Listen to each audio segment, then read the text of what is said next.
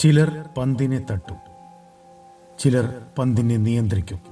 പക്ഷേ അപൂർവം ചിലർ മാത്രമേ പന്തിന് ജീവൻ നൽകൂ.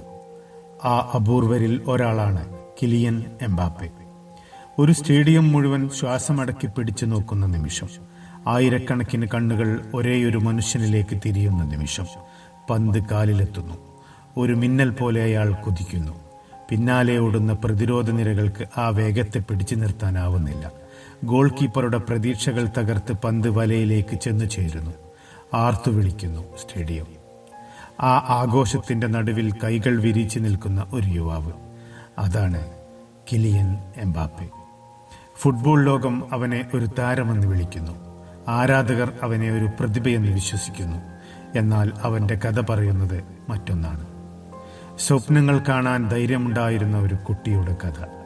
ഫ്രാൻസിലെ ബോണ്ടി എന്ന ചെറിയ പട്ടണത്തിൽ ജനിച്ച ആ ബാലന് ലോകം മുഴുവൻ ഒരിക്കൽ തൻ്റെ പേര് വിളിക്കുമെന്ന് അന്ന് ആരും കരുതിയിരുന്നില്ല.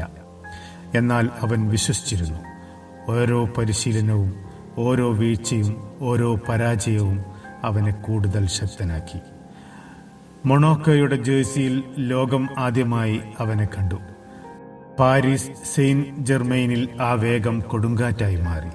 പിന്നീട് ഫ്രാൻസിന്റെ ദേശീയ ടീമിൽ ഒരു രാജ്യം മുഴുവൻ പ്രതീക്ഷയുടെ പേരായി മാറി ആ യുവാവ്.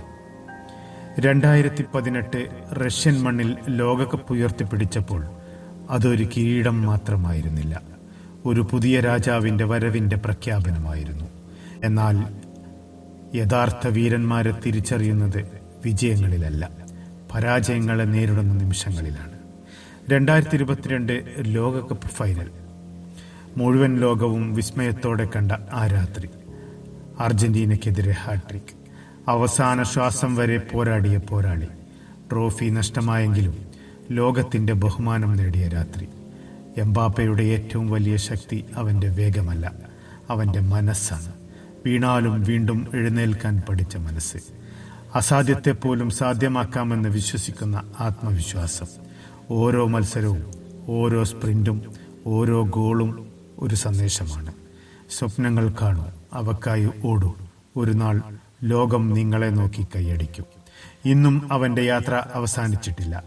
പുതിയ റെക്കോർഡുകൾ, പുതിയ കിരീടങ്ങൾ, പുതിയ ചരിത്രങ്ങൾ അവനെ കാത്തിരിക്കുന്നു. കാരണം ചില താരങ്ങൾ ചരിത്രം വായിക്കും, ചിലർ ചരിത്രം ഓർക്കും.